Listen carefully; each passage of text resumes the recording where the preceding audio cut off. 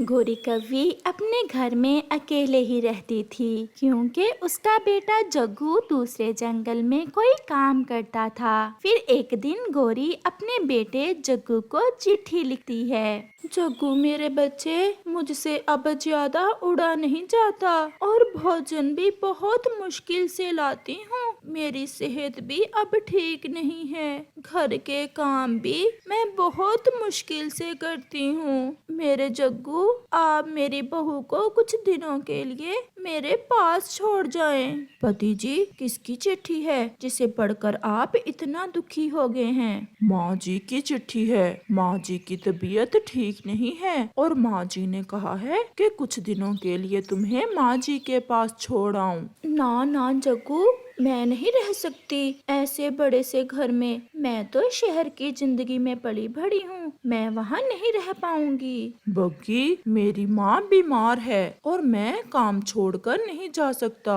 अगर ऐसे हालात में आप मेरा साथ नहीं देंगी तो मैं क्या करूँगा? फिर जैसे तैसे गोरी कव्वी का बेटा जग्गू कौवा अपनी पत्नी बग्गी कव्वी को मना लेता है और उसे लेकर अपनी माँ वाले जंगल निकलता है। मेरा जग्गू आ गया, मेरा जग्गू। मुझे पता था मेरा बेटा मेरी बहू को मेरे पास जरूर छोड़ जाएगा। माँ जी, मुझे आज ही वापस जाना होगा। मुझे छुट्टी नहीं मिली। मैं बस बग्गी को आपके पास छोड़ने आया था। सासू माँ जी, अच्छी भली तो हैं आप। आपने चिट्ठी लिखी थी कि आपकी तबीयत बहुत खराब है। बेटा, थोड़ा सा भी उड़ती हूँ तो सांस फूलने लगता है और कोई काम भी मुझसे नहीं होता अब। माँ जी, अब मैं चलता हूँ। फिर जग्गू अपनी पत्नी को अपनी माँ के पास छोड़कर वापस अपने काम पर चला जाता है। तो क्या सासू माँ जी, अब काम मैं करूँगी? नहीं नहीं बहू, मैं कर लूंगी। बस अब आप मेरे पास आई हो ना, मैं खुद को बेहतर महसूस कर रही हूँ। सासू माँ, मैं सोने जा रही हूँ। ऐसे कहते हुए गोरी की बहू जाकर सो जाती है। न जाने जग्गू ने इस कव्वी में क्या देखकर इससे शादी की थी। दूसरे रोज बग्गी अभी सोई हुई थी कि उसकी सास उसके लिए नाश्ता बनाती है और एक गिलास उसके पंख से छूटकर नीचे गिर जाता है, जिसकी आवाज सुनकर उसकी बहू जाग जाती है। सासू माँ, क्या मुसीबत है? सुबह सुबह ही शोर शुरू कर दिया, सोने भी नहीं देती आप। बहू, मैं आपके लिए नाश्ता बना रही थी कि गिलास गिर गया। मैं नहीं खाती तुम्हारे पंखा बना हुआ नाश्ता। मैं अपना नाश्ता खुद बना लूंगी। आप अपनी चिंता करें, मेरी छोड़ें। ऐसा कहते हुए उसकी बहू फिर से सो जाती है। गोरी बहन,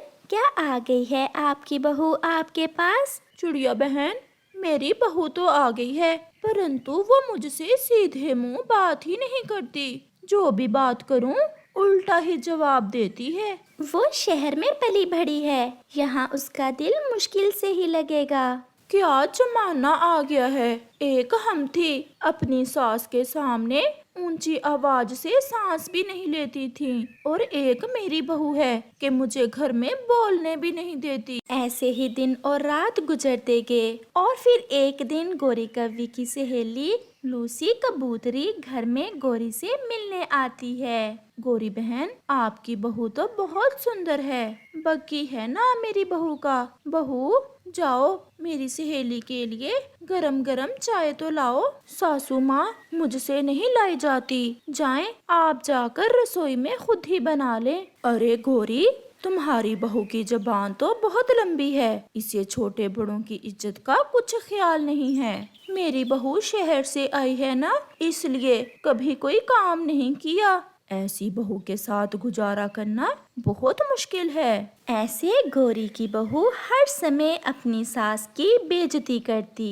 एक दिन गोरी की बहू बग्गी सोकर उठती है कि उसके पेट में शदीद दर्द शुरू हो जाता है और वो चिल्लाने लगती है। सासू माँ, मैं मर गई। मेरे पेट में बहुत दर्द है, कुछ करें। चिंता न करो मेरी बेटी, मैं अभी बुलबुल को बुला कर लाती हूँ। फिर गोरी बुलबुल को बुलाकर ले आती है। गोरी बहन, आपकी बहू अंडा देने वाली है, परंतु एक बुरी खबर है। बताएं बताएं बुलबुल, क्या बुरी खबर है? आपकी बहू का ऑपरेशन होगा। बग्गी तो दर्द के कारण बेहोश पड़ी थी। फिर गोरी कव्वी अपनी बहू को उठाकर बुलबुल के क्लिनिक ले जाती है। वहाँ बुलबुल गोरी की बहू का ऑपरेशन करती है।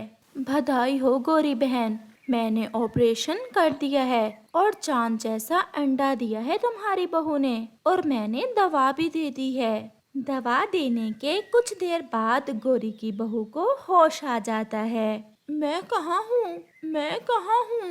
नहीं नहीं बेटी, अभी उठने की कोशिश न करना। आपका ऑपरेशन हुआ है और ये देखें, ये सुंदर अंडा भी आपका ही है। अपने अंडे को देख तो बग्गी की आंखों में खुशी के आंसू आ जाते हैं। सासू माँ, मुझे माफ कर दें। मैंने आपके साथ इतना बुरा किया और आपने मेरा इतना साथ दिया, मुझे उठाकर यहाँ लाई। नहीं, मेरी बेटी हर सास ही ऐसा करती है। फिर गोरी की बहू को एहसास होता है कि दुख और सुख में अपने ही काम आते हैं, और वो अपनी सास से प्यार करने लगती है। में ठंड का मौसम आने ही वाला था, उस कारण सभी पक्षी आने वाले ठंड के मौसम की तैयारियां कर रहे थे। पक्षियों की तैयारियों में सबसे जरूरी तैयारी भोजन जमा करना था।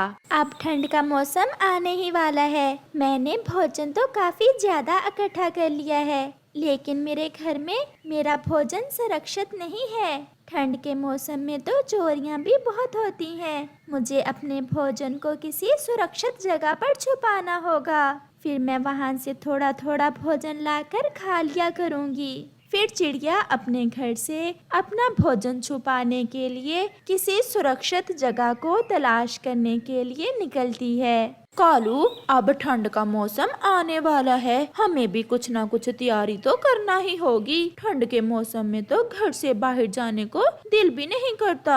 तो फिर करो तैयारी, ऐसे बैठी हुई क्यों हो? कालू, मैं तुम्हें छोड़ूंगी नहीं अगर तुमने मेरे साथ कोई बदतमीजी की तो। और अगर तुमने ठंड के मौसम के लिए भोजन जमा ना किया तो मैं तुम्हें छोड़कर अपने मैके चली जाऊंगी। ना गोरी ना, अपने मैके न जाना, मैं तुम्हारे बिना नहीं रह सकता। तो फिर जाओ और जाकर मेरे लिए भोजन जमा करो। मैं अभी जाता हूँ पत्नी जी। फिर कालू कौवा भोजन की खोज करने अपने घर से निकल पड़ता है। रानो चिड़िया भी उड़ी जा रही थी। उसे रास्ते में आम का पेड़ दिखाई देता है, जिस पर कुछ आम लगे हुए थे। रानो चिड़िया आम के पेड़ के पास जाती है। रानो चिड़िया, तुम बहुत देर बाद आई हो, ठीक तो थी? जी पेड़ भैया, मैं बिल्कुल ठीक थी, बस ठंड के मौसम के लिए भोजन जमा कर रही थी। तो क्या कर लिया भोजन जमा? जी पेड़ भैया, भोजन तो जमा कर लिया है, लेकिन मुझे अब चिंता हो रही है कहीं मेरा भोजन चोरी ना हो जाए। आपको तो पता है ठंड के मौसम में हमारे जंगल में चोरियां कितनी बढ़ जाती है, इसलिए मैं किसी सुरक्षित जगह की तलाश में हूँ जहाँ मैं अपने भोजन को छुपा सकूं। चिड़िया, मेरे पीछे जमीन के नीचे एक तहखाना है। उस तहखाने के बारे में किसी को नहीं पता। तुम ऐसा करो कि मेरे पीछे थोड़ी खुदाई करो, तुम्हें वो तहखाना मिल जाएगा। तुम अपना भोजन वहाँ रख देना, वहाँ तुम्हारा भोजन सुरक्षित रहेगा।